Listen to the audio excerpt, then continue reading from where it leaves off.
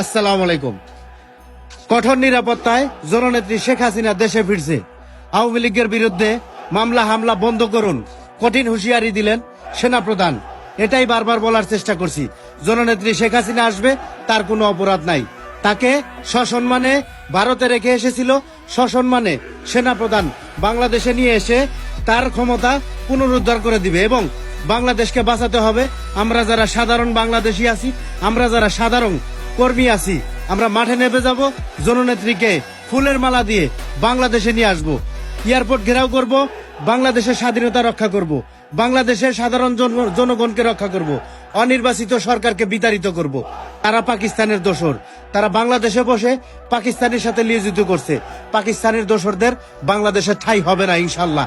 আর একবার দ্বিতীয়বারের যুদ্ধ হবে বাংলাদেশে, জয় বাংলার স্লোগানে, জননেত্রী শেখ হাসিনার নেতৃত্বে ইনশাল্লাহ। সময়ের অপেক্ষা। ধন্যবাদ।